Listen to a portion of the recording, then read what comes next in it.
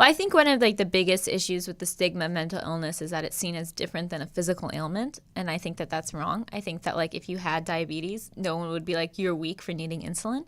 I think that your brain is wired differently, and you just like you need help. And honestly, to me, I feel like being on meds lets me be myself in a way that I can't be when I'm not on meds.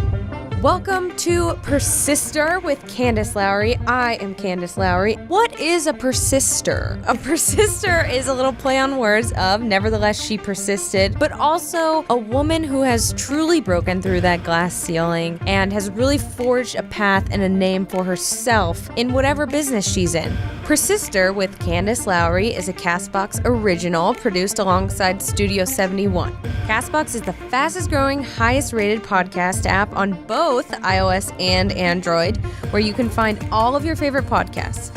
You can listen to Persister with Candace Lowry wherever you get your podcasts, but I hope you'll give CastBox a shot because I think it's the best.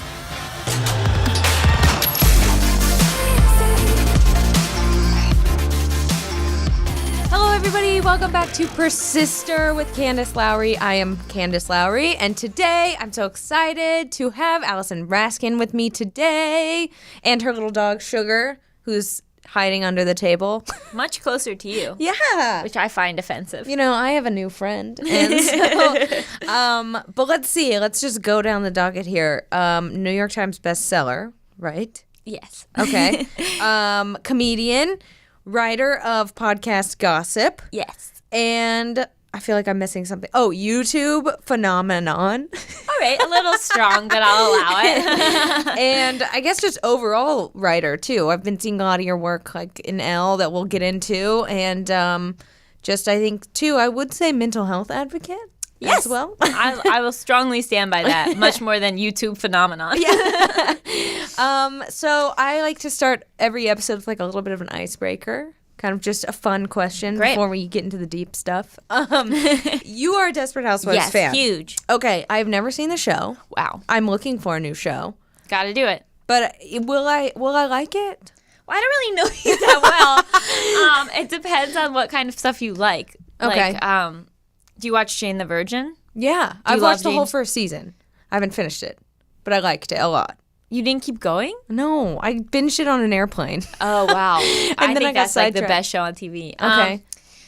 Yeah, I mean, I would definitely give it a go. Okay. I think it's great. I also really like his other show, Devious Maids. Oh, I remember when that came out, Lifetime, right? Yeah, it's incredible. Okay. All my favorite shows are from Lifetime.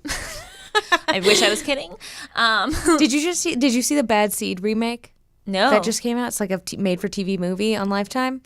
Oh, I have to. It's trash, but it's great. I'm watching You right now. Oh, I wanted to start that. Okay, so start that. With Penn Badgley? Yeah. Okay. I know this is sacrilege, but for you, based on what you've told me about yourself, I'm going to recommend You over Desperate Housewives. Okay. I've been wanting to see that really badly. I've heard it's like very overdramatic and great. I think it's impeccable. I think it's like, I think for what it's trying to do, it's doing it perfectly. And I also read the book that it's based on. I've read both books that it's based on. And like, I think that the adaptation, like as a writer, I'm like, wow, really great job, everyone. Just handwriting letters to people.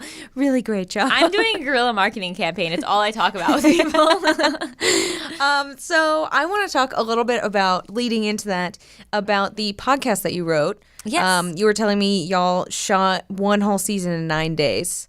Yeah, so it was a pretty crazy schedule. It was a 12-episode scripted comedic soap opera podcast called Gossip. Please listen to it now. Available everywhere. All episodes are out. And yeah, so I wrote a pilot and I had a pitch and I sold it to Stitcher. And then I got a small writer's room with two wonderful lady writers who helped me take all the episodes, make all the episode outlines. And then I took the outlines to script, which was insane and a lot of words. And then we kind of shot it like a movie. We had all the scripts locked and we had 9 days and we had like 30 actors and we just like plowed through. And I play one of the main characters and then I also directed all the episodes. Oh my God. So it was a lot. From like conception to wrapping, how long does that usually take? I think that the writer's room started in November or December, and then we recorded in March. Wow. And then the episodes started dropping. We had to have all the episodes locked by June 14th. Okay. And then, oh my God. Yeah, because So they so all stressful. came out on Stitcher Premium, and then they came out once a week with ads. So how do you find an actor, I guess, a voice actor? Do you look, like when you're auditioning them or looking for them, do you just close your eyes while they're talking? I cast a lot of it, just people I knew, people I'd worked with, people I wanted to work with, and then the rest of the parts, I had a casting director who really helped fill it out. For the bigger parts, we did a lot of offer onlys, and then for some of the other parts, she would just send me auditions, and the auditions are just audio. Wow. So you're just listening to that and just picking through that. Wow. Yeah. Cool. So I know that a lot of our listeners are like younger women that want to be writers or kind of break through into entertainment. Mm-hmm. And I think it was really nice to hear that you were in a writer's room with women. And yeah. I rarely hear that. Well, I was the boss, so I was like, I only want women. Because I just saw Halloween. Oh, I haven't seen it. So it's like very female focused, but there wasn't any women writers that I saw.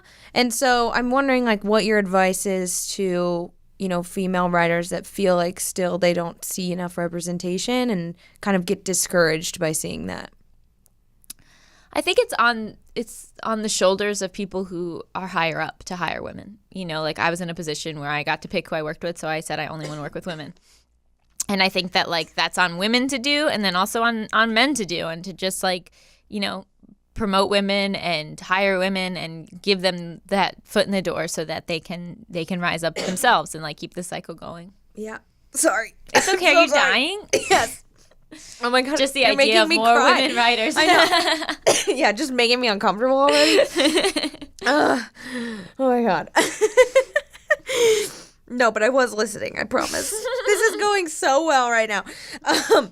Yeah, I mean, I think that's totally true, and that, I think I'm starting to see a little bit of change, as time goes on. But I'm just wondering, like, you're from New York. Mm-hmm. Like, you're not from New York City, though, right? I'm from right outside the city, okay. Yeah.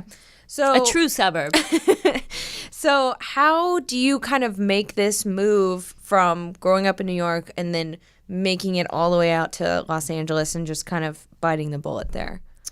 I was really lucky in that I knew what I wanted to do from a young age.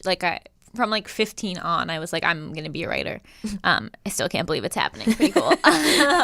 And so I came out to California, to LA for USC screenwriting program.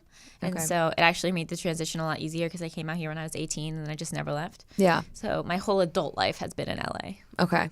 Yeah, I think that helps. Oh, absolutely, yeah. And I just, USC was a great program. I was interning while I was in school, so I got to see the business side of stuff, and I also just got to write a ton. I left USC with 3 features, 2 specs of existing shows, a original pilot. I just got all my shit out. I was able, because your first script isn't going to be your best script. It's going to be something you'll never want to read again. And so to just kind of slog through all of that while I was still in a nice environment with a professor who would give me great notes was very helpful. Yeah, I mean, when you've written multiple books, when I see that someone's written a book, I'm like, how do you make it past 20 pages? It's hard. Yeah, it's really hard. Honestly, both books had very loose outlines, and then we just wrote them just trying to hit a word count. I honestly wish that I could be and the story came to me and it just overflowed, and I had to edit it so much because I went too long. No, it was okay, we're close to 60K words. Let's wrap this up. We are almost done. So when you and Gabby wrote the book together, how much of it was true stories that had happened to you? Well, it's a novel, so technically none of it. Okay. But because I remember I saw an interview, you said something about where you were trying to kiss someone and you were like, does this count as my first kiss? And you were like, so the characters are loosely based off of the characters that Gabby and I play on our YouTube channel, but they're younger. And it's a YA novel about 2 best friends who separate for the first semester of college and all of their emails and texts back and forth. Mm-hmm. So, to enrich the character, my character goes to USC for college. Her character goes to Emerson for college, where Right. she really went. So like a lot of it was pulled from real life, but I think that because we are, in a sense, public figures, people assume that a lot more is versus like every novelist pulls from their own life. Right. Do you know what I mean? Yeah. So my guess is probably like about maybe a bit more than what a normal novelist would pull from. So, how did you guys meet? We met doing stand-up in LA. Okay. So, being a female stand-up comedian as well, do you see that there is... My dog is exploring. Oh, it's okay. You can do it. Good girl. Oh, what if she just knocked over all these lights? Just started a fire. So I feel like you and Gabby are pretty opposite, but it's like opposites attract, you know? And like when I had you guys on at Pop Sugar, and I unfortunately made you drink. Have you had another drink since that day? About 2. That you kind of build these friendships off of one another. And I've found that sometimes when you're friends with people in the same industry as you can kind of get competitive with one another. And it's hard to foster like a healthy relationship with one another. So I'm wondering how you and Gabby have found a way, or any other friend really that's in the same environment as you, where you've kind of put that competition aside and been able to kind of help one another and work with one another. Yeah, I mean, I think that Gabby and I having a healthy relationship is a new thing. I think we finally got through the weeds, or whatever the expression is. There were years of torment and fighting and issues and problems and jealousy and competitiveness and problems. Yeah. And I spent many an hour in therapy talking about it. And I think that a lot of it is just like having to grow up and mature, and like I think as that happens, you lose a lot of your jealousy and you lose a lot of your competitiveness. And then I also think that really defining what our roles were in the partnership was very important, and that we bring different things to the table, and that it doesn't need to appear to the world like it's a 50-50 split on everything. But yeah, I mean, it took a lot of work. I've put by far the most work of any relationship into my relationship with Gabby. And you know what? Was just with her a moment ago, so. And you're happy together. Yeah. But speaking... Went to Cantor's for lunch. Oh, it was lovely. Place. Yeah. Great. But speaking of therapy, I feel like, you have talked a lot about mental health. And recently you wrote an article about gaining weight on antidepressants. Yes. And I thought that very much touched home to me. Because I also feel like I kind of gained weight when I started antidepressants, but you're in this mode of like, okay, do I want to be a couple pounds overweight, or do I literally like want to live? Yeah. You know what I mean? Yeah.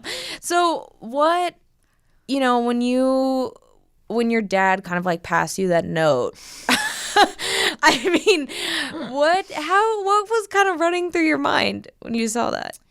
Yeah, so what she's referring to, listeners, is when my dad handed me a Post-it note with what the healthy weight for someone my age and height was, and said I was over it.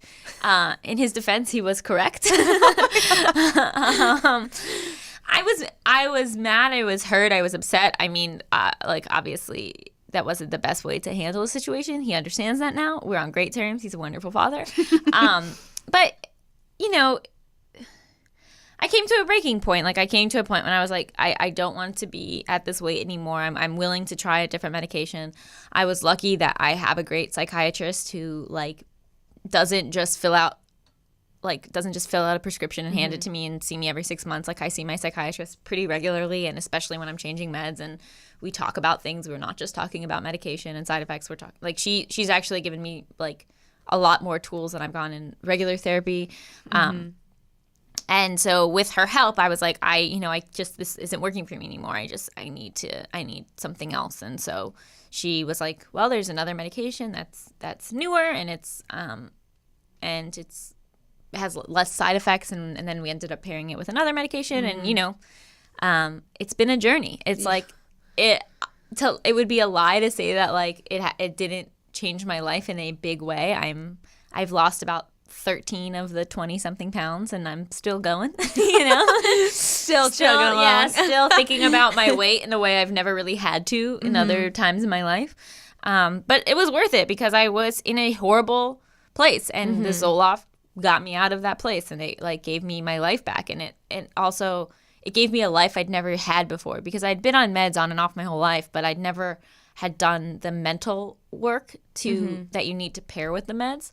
So I could never get to the place I was on with the Zoloft where I was like, I felt at peace in this way that I had never felt before. Where I was like, oh my God, this is what other people's brains are like. Yeah. Like the moment when I felt that, I was like, whew, worth it. I know. It's like you finally wake up and you're like, I actually feel things. Like, other than just hating everything. Well, you know what I mean? issue was feeling too much, like just feeling so anxious, so everything was like so upset, so sad, so you know, like they were so extreme, and like I don't want to be numb. Honestly, I would love to be numb, but like you know, to level me out so that it wasn't jumping from so high to so low to so, you know, and on these new combos, I think it's doing the exact same work that the Zoloft was. Like I don't see a significant difference. Yeah, and I know like when I volunteer for the suicide hotline, and when I'm talking to people and they want to make this initial step to go see a psychiatrist, to even talk about medication, right? It's always like, I mean, like that was the hardest part for me too, where I was like, it's almost like I was seeing myself as weak to have to get the medication. So, you know, what would you say to someone who, you know, that it's okay to go and seek out help and, you know, start being on medication and explore that option? Well, I think one of like the biggest issues with the stigma of mental illness is that it's seen as different than a physical ailment, and I think that that's wrong. I think that like if you had diabetes, no one would be like, you're weak for needing insulin. I think that your brain is wired differently, and you just like you need help. And honestly, to me, I feel like being on meds lets me be myself in a way that I can't be when I'm not on meds. Like I think a lot of people are worried about like losing their personality, and again, like all those stories and those horror stories, that's because someone's on the wrong medication. Like, it's not like, oh, we have one thing that everyone is on at the same dose and then, like, good luck, you know? Like, there's so many meds. There's so many combinations of meds. There's also pairing it with talk therapy, pairing it with exercise, eating well. Like, you have to make your mental health a priority. And I think that if you view it as a physical ailment that needs help and that you just, like, need medical assistance with, and, like, you lose a lot of that stigma, hopefully. Yeah, I feel like I kind of got my personality back when I got Totally. I was not a good person. But I want to take a little break really quick, but then kind of get back into, you know, moving through mental illness, working with it, and also kind of how it affects your work and how it also becomes part of your work. So we'll be right back. Let's talk about LinkedIn Marketing Solutions. It is the de facto environment for B2B marketers and advertisers to drive brand awareness, generate leads, and build long-term, purposeful relationships that result in real business impact. It's all about marketing to who matters. Advertising on LinkedIn's network of more than 575 million members is precise and powerful, with the ability to effectively target the right message to the right people while they're in a professional mindset, resulting in higher quality leads, more website traffic, and higher brand awareness. When it comes to marketing your business, it's all about reaching the right audience at the right time. And I will say that every job and every step that I've made in my career has come from LinkedIn, whether it's from me applying to a job or being contacted by a recruiter. LinkedIn has seriously been a godsend to me for my career, and LinkedIn can help you too. When you advertise on LinkedIn, the world's largest professional network, you have the opportunity to build long-term relationships with your customers. Relationships that often translate into high-quality leads, website traffic, and higher brand awareness. The first step is talking to the right audience. With a community of over 575 million professionals on LinkedIn, you have access to a diverse group of people searching for the things they need to grow professionally. LinkedIn has the marketing tools to help you target your customers with precision, down to their job title, company name, and industry. Because better targeting equals a message your customers care about, which in turn leads to more trust built with your customers. In fact, 4 out of 5 customers who are on LinkedIn are decision makers at their companies. So you're building relationships that really matter. To redeem a free $100 LinkedIn ad credit and launch your first campaign, go to linkedin.com/Candace. That's linkedin.com/Candace for your free $100 ad credit. Terms and conditions apply. Once again, that's linkedin.com/CANDACE. All right, welcome back to Persister. I have Allison with me here. She did not leave. She's still here. I tried. She grabbed me back. I threatened her with sugar. No. But yeah, let's get into a little bit about how mental health has and can affect work. Mm-hmm. Did you feel like when you have these days where you're struggling, it's harder to work, or you feel like it helps inspire in a way, My mental health deteriorates the quickest when I don't have work. Mm-hmm. So when I'm bored, or when I feel unfulfilled, or when I'm like panicking that I don't have anything to do, or my career is over, like earlier today. And so that's really when I have to be proactive about like keeping it under control. Mm-hmm. And right now I'm like kind of in between stuff and like waiting on notes and waiting on a contract. And so like I understand in theory that I have work coming my way, mm-hmm. but the day-to-day for like the last couple of weeks has been me not. And so that's when I'm like, here we go, like better not jump off a cliff.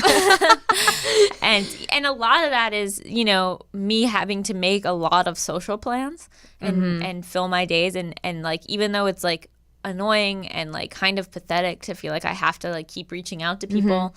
who have these full lives while I have nothing going on. I have to do that, because otherwise I know that my mental health will take a really bad turn for the worse.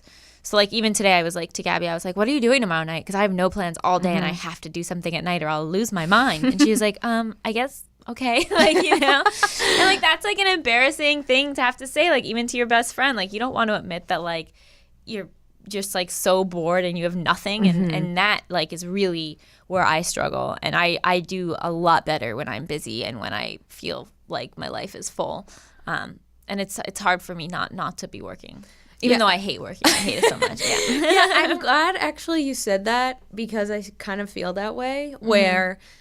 I have this problem where now it's just a Candace therapy session. Please. No, I have this problem where I'm like, I'm too busy. Like, I never get time to relax or to settle down. And then as soon as I have nothing to do, I, like, start going crazy. And I'm like, am I a loser? Like, I have no friends. Like, all these things. And it's just like, if I don't stay busy and miserable, like, I'm worse.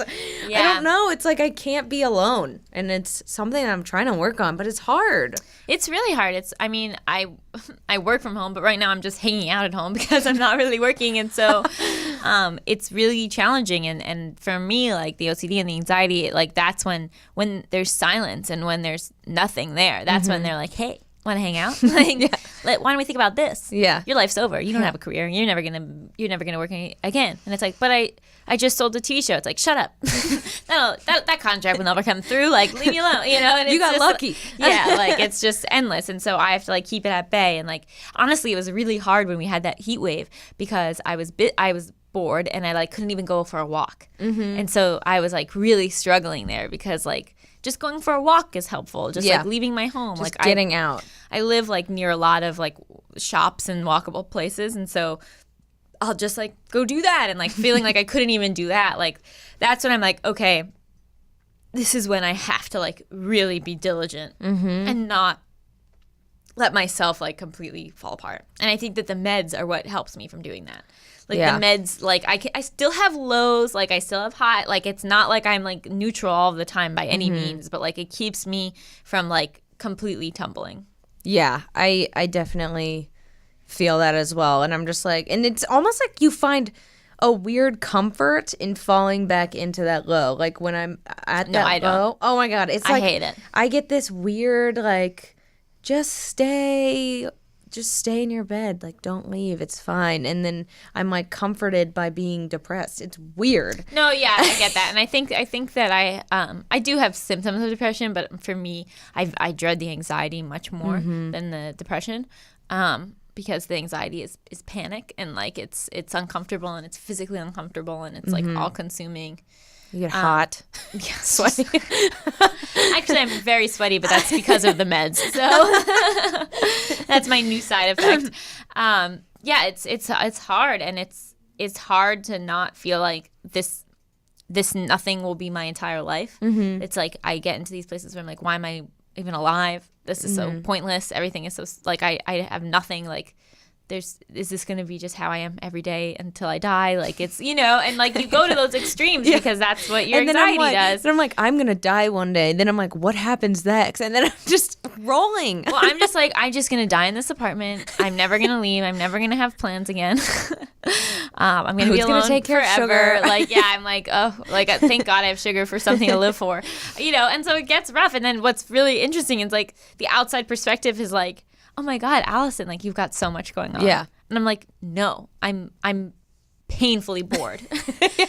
Yeah, I mean, I think it says something too with people who have careers, a lot of my friends in entertainment, where it's kind of like they don't have a steady, like, full-time job. And there's something great about that, but then there's something really scary about that sometimes, because you can find yourself almost like riding emotionally on how many views you have that day, or like how many jobs you're having. And so how do you kind of maintain this just kind of level-headedness on those slower times?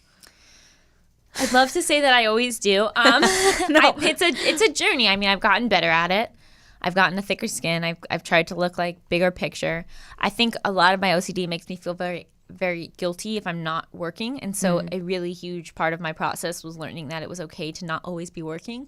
So like me being able to like take these couple of weeks off where I haven't been writing anything or really working on anything, I could not have done a couple years ago. Like I would have just like started a new project or like forced myself to work on something, even though like objectively I don't need to, because I have projects that are going to be coming my way soon. I just not today. Right.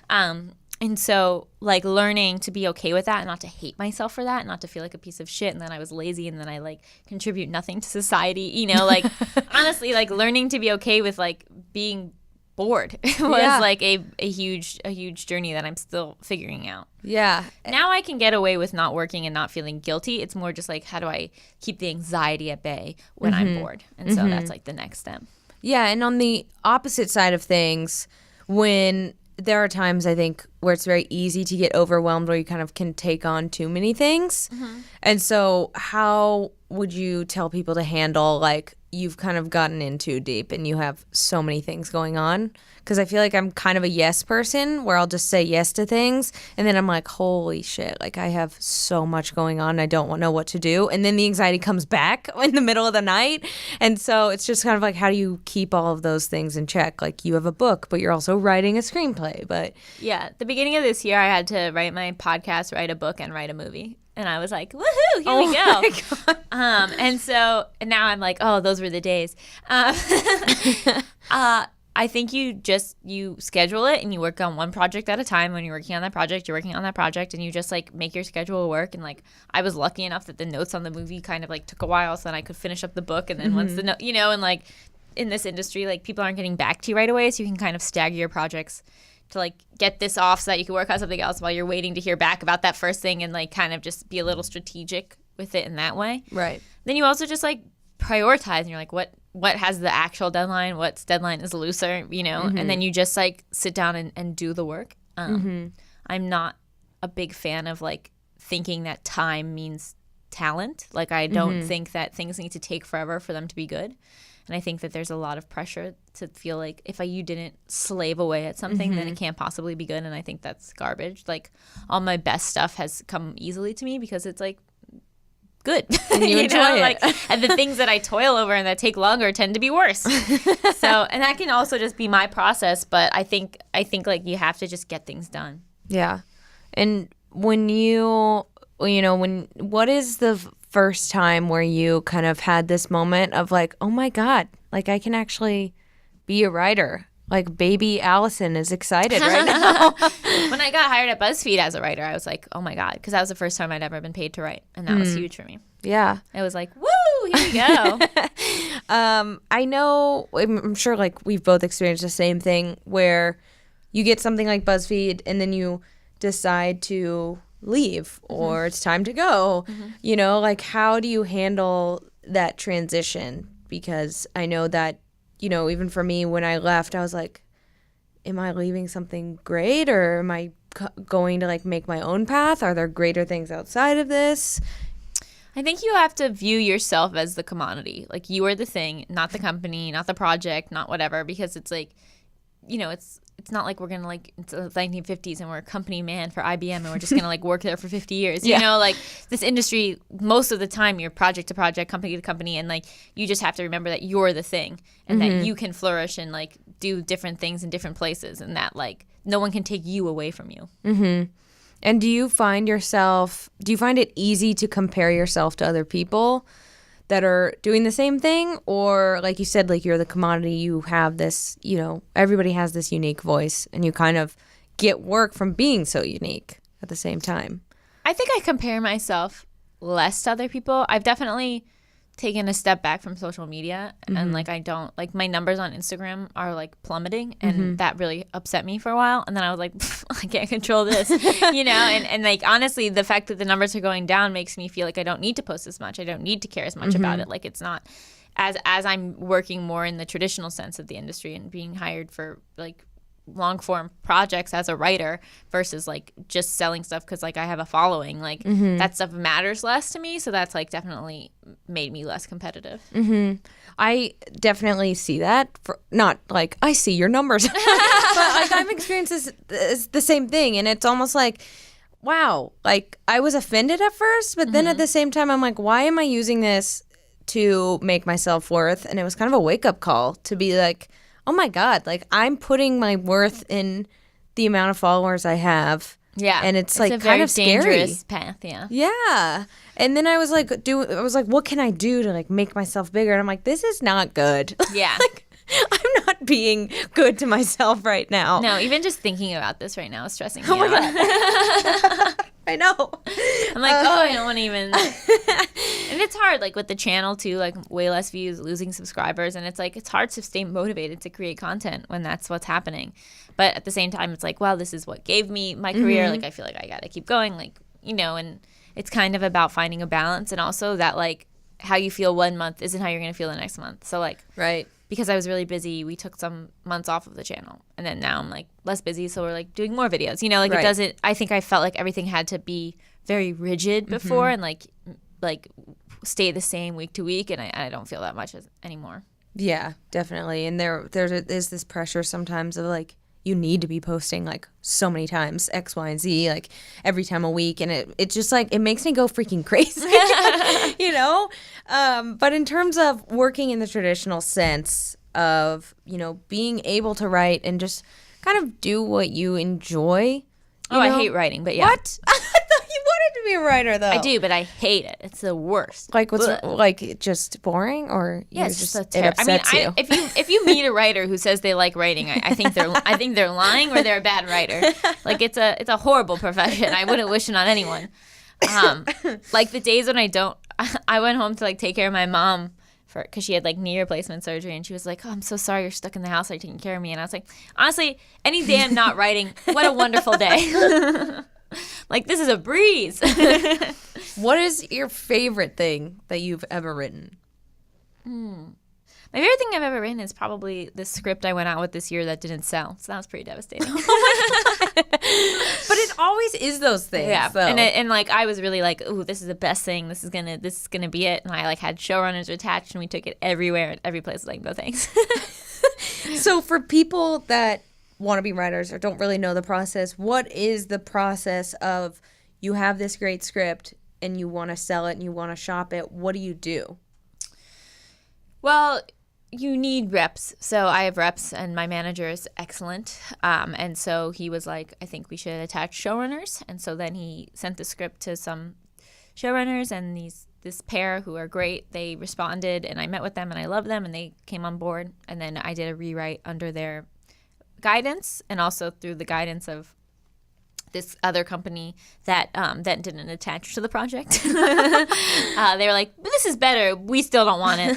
And then my manager set up meetings like at pretty much at every network, and we went in, and I would pitch the show, and then they'd say cool, and then they'd later call my manager and say no thanks. Oh but my God. Sometimes they call and say yes, but that's much more rare. Oh my God. So when someone says yes, they buy it or they take it, is there a possibility that it still won't get made?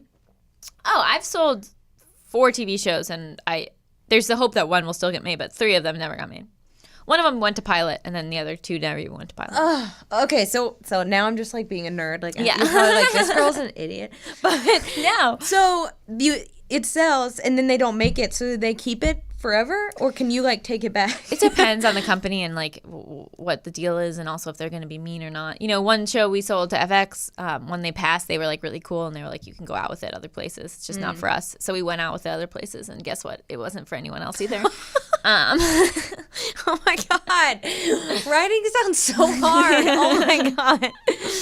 But amazing at the same time. Well, we'll see. But that's what's really drew us to books is like if you sell a book, that book's going to exist. Right. Like in TV, there's like 8 million times that you can get canceled before you even hit the air. Yeah. Like you can literally like, you know, shoot your whole pilot and then they're like, no. Or like there's been cases where they've greenlit a series only to cancel it and then not even air any of the episodes. Ugh. So like So until you're in front of that TV and your episode is playing, like, you know, don't count your eggs before they hatch. But with books, what's great is like you sell a book and they're like, the book is coming out, so better write it or better edit it, or, you know, and so that's been a really cool experience. That's what's so crazy is that I see so many bad shows, and I'm like, there has to be a lot better scripts out there. You know what I mean? You know, a lot of things is like who's attached. Like, is there a celebrity EP? Like, what's, you know, like what is the team? What's the star power? Like, it's a lot of things, and it's also like, what does the network want at that moment? Does the network know what they want at that moment? Like, and it's just tough. So moving forward at this point, you know, what do you hope to do? I guess in the next year, few months. Yeah, I mean, I'm hoping I have a show that I have to write a pilot for and a Bible, and I'll have to do that. And then I'm finishing up a movie that I'm writing for a commercial director to make his first feature. So I probably have like I've done 2 drafts of that. I probably have another polish on that. And then hopefully the TV show moves forward. I mean, I'm hoping that Gossip gets a 2nd season. So please listen to it and tweet at Stitcher that you want a 2nd season. You know, I'm hoping to maybe sell a book that's I write by myself. And just whatever is possible, like just keeping my options open and like juggling as many things as I can. And you know, and then there's things where it's like you have a good meeting with a company and they're like, here's this open writing assignment, you know, based off this article, what would your idea of that be? And then like you write that up, and then you're like, ooh, I hope they pay me to write the script, and then they don't, but you know, like it's just maybe they will, you know. It's like you never know what's gonna happen, and you just kind of have to be like not precious and just like, you know, it's never one project. It's like your career. Yeah. Well, I feel like I definitely learned a lot about the process, even in this small amount of time. I feel like you should just go touring to colleges and be like, this is the real world. Yeah. It's a nightmare. And honestly, it's going pretty well for me, and it's still miserable. But thank you so much for coming on. Thank you for bringing in your little pup. I'm glad that I could see her. So you can find Gossip on Apple, anywhere you get podcasts. Yeah, anywhere you listen to podcasts. And where can we find you? I'm at Allison Raskin on Twitter and Instagram. And then my novel is called I Hate Everyone But You. And the channel is called Just Between Us. Perfect. All right. Thank you so much. Thank you. And I guess I'll see you guys next time. Goodbye.